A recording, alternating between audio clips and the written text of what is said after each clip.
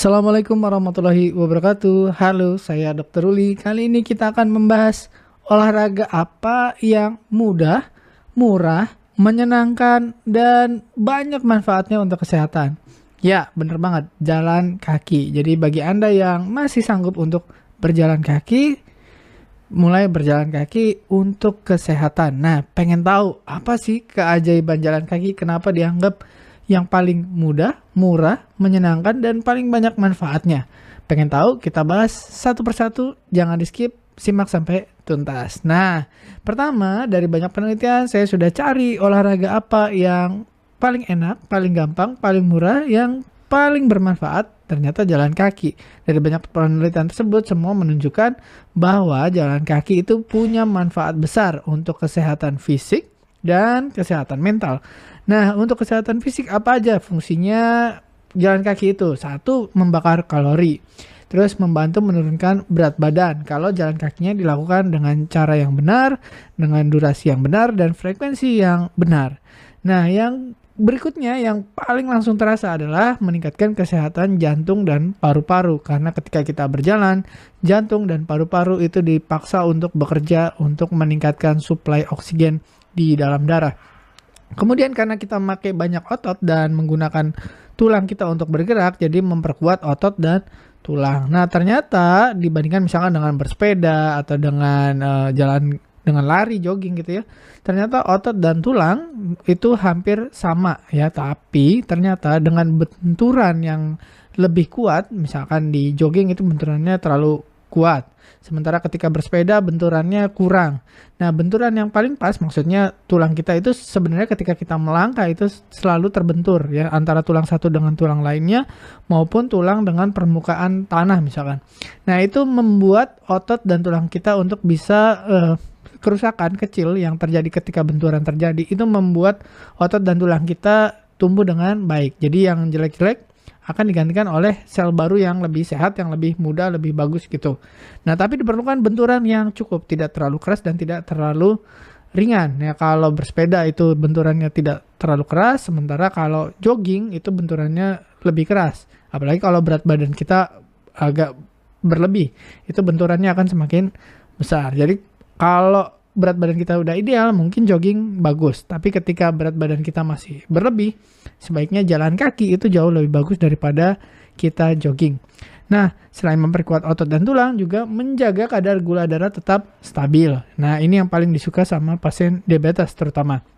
Dan yang pengen nurunin berat badan gitu ya. Gula darahnya stabil, kenapa? Karena tadi ototnya dipakai bekerja, jantungnya bekerja, nafas atau paru-parunya juga sirkulasinya bagus. Nah, ini semua kombinasi yang cukup baik untuk menurunkan gula darah dan menjaga gula darah tetap stabil. Tapi ada yang nanya, dok, saya kok olahraga malah gula darahnya naik. Nah, sesaat ketika olahraga itu hormon-hormon kita seperti kortisol yang bikin stres, kemudian adrenalin yang bikin kita berdebar-debar, yang bikin kita awas, fokus itu meningkat. Jadi ketika olahraga itu naik. Kalau itu hormon 2 itu naik, gula darah pasti naik. Nah, kalau gula darah naik ketika olahraga jangan khawatir karena setelah beberapa saat otot dan metabolisme sudah meningkat ya, ototnya mulai bekerja, itu gula darah akan turun perlahan-lahan gitu. Jadi nggak usah khawatir lah kalau olahraga malah gulanya naik. Itu biasanya sementara aja. Kemudian yang berikutnya yang paling penting juga, semakin bertambah usia itu kita perlu meningkatkan fleksibilitas dan keseimbangan tubuh. Karena massa otot bertambah usia makin berkurang, kemudian kepadatan tulang juga makin bertambah usia makin berkurang. Dengan sering kita melakukan aktivitas fisik terutama jalan kaki, itu kita meningkatkan fleksibilitas dan keseimbangan tubuh, meningkatkan massa otot, dan meningkatkan kepadatan tulang. Bagus kan untuk fisik? Jadi semangat lah jalan kaki ya, jangan kemana-mana naik motor atau jangan kemana-mana naik sepeda atau males jalan ya. Nah, selain manfaat fisik ternyata juga banyak penelitian sudah membuktikan jalan kaki bagus untuk kesehatan mental, jadi pikiran dan perasaan. Yang pertama, mengurangi kadar stres dan kecemasan. Kenapa? Karena dengan kita beraktivitas, terutama jalan kaki, hormon-hormon yang meningkatkan stres seperti kortisol itu turun. Kalau hormon kortisolnya turun, berarti stres dan kecemasan juga mulai turun. Kemudian meningkatkan mood dan perasaan bahagia. Ya, jadi ada hormon-hormon kebahagiaan seperti dopamin, kemudian serotonin. Apalagi kalau kita mencapai target tertentu ketika jalan kaki. Jadi misalkan kita punya target 4.000 langkah, 5.000 langkah, atau sehari 3 kali, atau sehari 5 kali. Ketika kita mencapai target tersebut, maka hormon-hormon yang berkaitan dengan pencapaian, prestasi, kebahagiaan, merasa lebih penting, itu akan naik. Contohnya misalkan tadi hormon dopamin, kemudian hormon endorfin yang bikin kita tidak sakit gitu ya. Kemudian ada lagi hormon namanya serotonin yang membuat kita merasa bangga dengan diri sendiri. Kemudian ternyata dengan sirkulasi yang bagus kita juga meningkatkan kualitas tidur kita dan meningkatkan konsentrasi dan daya ingat karena aliran darah ke otak jauh lebih meningkat ketika kita beraktivitas secara rutin. Nah, hormon-hormon plus aliran darah yang bagus, oksigenasi bagus, postur jadi bagus, ya, aliran darah ke kepala jadi bagus, meningkatkan rasa percaya diri. Ya, kenapa? Karena tenaga yang biasanya disimpan, ini tenaganya dipakai dan ternyata apa? Tenaga semakin dipakai, bukan semakin capek. Tapi tenaga semakin dipakai itu malah semakin bertambah. Sama seperti otot. Otot ketika tidak pernah dipakai, bukannya selamat, malah dia minggat. Jadi otot kalau tidak dikelola akan punah. Yang tidak dilatih akan musnah. Jadi dipakai gitu intinya. Nah, berikutnya, supaya efektif jalan kakinya, supaya mencapai apa yang kita inginkan, satu, tentukan tujuan yang realistis. Jadi kalau belum pernah, jangan memaksakan diri. Coba dulu misalkan 5 menit sehari. Ya, kalau udah biasa misalkan dalam seminggu udah teratur, naikin jadi 10 menit sehari. Ya, terus naikin, jangan mentang-mentang dibilang harus 30 menit sehari selama 5 hari. Jadi langsung berat. Jangan. Tentukan dulu tujuan yang realistis. 2, pilih rute yang aman dan nyaman. Pilih daerah yang kita tahu bakal aman. Jangan yang banyak kendaraan atau banyak preman atau banyak gangguan gitu ya. Pilihlah tempat yang memang biasa dipakai untuk olahraga atau jalan kaki gitu ya. Kemudian gunakan sepatu atau alas kaki yang tepat. Apalagi Anda yang diabetes, ada risiko perlukaan di kaki menyebabkan nanti kakinya busuk dan harus diamputasi. Jangan sampai itu terjadi. Jadi pilihlah sepatu yang tepat. Ya, harus mau investasi beli sepatu yang enak, sepatu yang nyaman. Jangan karena mahal atau karena modelnya bagus, tapi yang enak dipakai, yang tidak bikin luka ya. Kemudian dengarkan tubuh Anda. Kalau kecapean jangan dipaksain. Kalau masih sanggup jangan berhenti.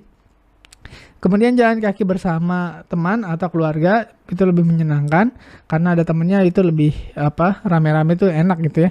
Tapi kalau Anda ingin menghilangkan stres, sebaiknya jalan kaki sendiri. Ya, tapi kalau lagi pengen happy ya bareng-bareng gitu ya, cari teman. Nah, sekarang berapa lama sih Dok yang efektif, yang bagus durasinya, kemudian intensitasnya? Durasinya disarankan 30 menit setiap hari. Tapi sekali lagi, kalau baru pertama kali jangan memaksakan diri. Mulailah dari 5 menit, kalau udah bagus naik 10 menit, naik 15, dan seterusnya. Kemudian durasi disesuaikan dengan kondisi fisik. Jadi 30 menit ini tidak wajib, tapi direkomendasikan. Ya, tadi mulai durasi singkat, bertahap, naik. Selain durasi, intensitas juga penting. Jangan setiap hari 30 menit, udah bisa nih Dok 30 menit, tapi jalannya terlalu santai. Apa yang harus dinaikkan? Intensitasnya atau kecepatannya. Jadi mulai dari lambat dulu. Lambat udah biasa, naik ke kecepatan sedang.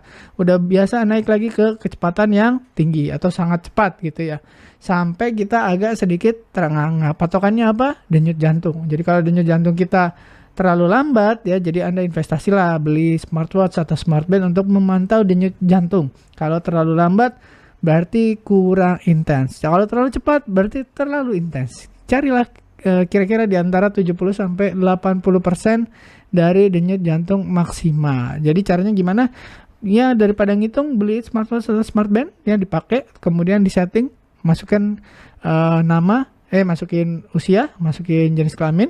Ya, nanti akan dihitung sendiri berapa denyut jantung maksimalnya. Kalau bingung, cari orang yang bisa membantu Anda men-setting smartband atau smartwatch. Cari anaknya atau anak menantu atau cucunya, minta tolong pasangin, beliin smartwatch atau smartband. Harganya murah kok, nggak mahal. Oke, berikutnya frekuensi jalan kaki ya. Yang ideal itu seminggu 5 hari ya. Jadi Kalau bisa setiap hari ya 7 hari. Tapi kalau minimal mungkin seminggu sekali, seminggu 3 kali masih oke lah daripada enggak sama sekali. Tapi sebenarnya ketika kita misalkan, oh saya nggak ada waktu nih, boleh dicicil kok. Misalkan pagi, siang, sore, malam. Ya jadi pagi misalkan 5 menit, siang 10 menit, sore 5 menit sudah dapat 20 menit. Jadi jangan cari alasan yang enggak gitu. Aduh dok saya nggak ada waktu. Ya, kemudian konsistensi atau ya teratur itu penting. Jadi daripada misalkan seminggu sekali tapi 1 jam, mendingan setiap hari tapi 10 menit. Ya 10 menit setiap hari lebih bagus daripada seminggu sekali tapi 1 atau 2 jam gitu. Kenapa? Ya nggak efektif ya. Nah sekarang kalau Anda pakai smartwatch atau smartband itu bisa dihitung jumlah langkahnya. Nah berapa sih langkah yang disarankan? Ternyata yang sudah memberikan manfaat fisik dan mental itu ketika sudah mencapai 4.000 langkah. Jadi kalau di bawah 4.000 langkah itu belum ada manfaatnya. Ya mohon maaf nih. Tapi kalau baru mulai, baru nyobain, bolehlah. Ya 5 menit mungkin baru dapat 1.000 langkah, nggak apa-apa. Ya atau 10 menit baru dapat 2.000 misalkan. It's okay, nggak apa-apa. Yang penting konsisten, besok ditingkatkan, ada progresnya. Nah, kapan mulai ada signifikan? Itu ketika 7.000 langkah. Jadi kalau misalkan Anda, aduh kayaknya susah nih dok, ya dicari tempat yang nyaman nih, jalan kaki misalkan di taman nggak enak atau dekat rumah nggak enak, carilah tempat yang misalkan tempat wisata atau di mall, itu it's okay. Yang penting Anda mencapai target 7.000 langkah atau 4.000 langkah. Nah optimal itu sekitar 10.000 langkah. Ini penelitian di Jepang dari zaman dulu. Ya, ketika 10.000 langkah itu optimal sekali. Jadi meningkatkan denyut jantung, meningkatkan metabolisme, orangnya hidupnya jauh lebih panjang umur gitu katanya di Jepang sana. Nah, sampai ada penelitian berapa maksimalnya, ternyata 12.000. Setelah 12.000 langkah itu manfaatnya sama aja dengan yang 12.000. Jadi 4.000 udah ada manfaat, naik terus 7.000, optimal di 10.000, setelah 10.000 naik tapi tidak terlalu signifikan. Jadi 12.000 udah mentok tuh. Dia mau 15.000 tetap sama dengan yang 12.000 manfaatnya. Nah, ternyata dengan kita banyak langkah, yang 4.000 langkah aja udah cukup untuk mengurangi risiko penyakit jantung dan menurunkan risiko kematian dini. Dan yang paling senang itu biasanya orang yang sudah terbiasa itu lebih happy. Moodnya lebih segar, nggak stresan ya, mukanya lebih cerah gitu. Kenapa? Ya karena aliran darah ke kepala, ke muka itu jauh lebih lancar sehingga meningkatkan kesehatan mental dan suasana hati. Nah jadi sangat menarik bukan? Jalan kaki gampang, murah, mudah ya kan? Terus bermanfaat dan menyenangkan kalau Anda menjalaninya dengan ikhlas, dengan happy gitu ya. Dan bisa dilakukan di mana aja ya. Modalnya murah ya, sepatu sama ya smartwatch gitu, daripada Anda misalkan daftar gym atau Anda latihan di klub gitu yang harus bayar pendaftaran, bayar bulanan. Kalau ini gak usah, ya kapan aja di mana aja bisa. Ya tertarik? Mau coba? Semoga Anda mencoba, semoga apa yang kita bahas hari ini bermanfaat. Terima kasih sudah menyimak. Saya Dr. Uli. Wassalamualaikum warahmatullahi wabarakatuh. Terima kasih telah menonton hingga selesai. Jangan lupa tulis pendapat Anda di kolom komentar. Saya Dr. Uli dan saya sangat senang bisa belajar dan berbagi dengan Anda. Salam hidup sehat dan mulia. Jangan lupa tekan tombol like, subscribe, lonceng notifikasi, dan ikuti media sosial kami sehingga Anda tidak akan melewatkan ilmu berguna lainnya dari kami. Sampai jumpa di video berikutnya.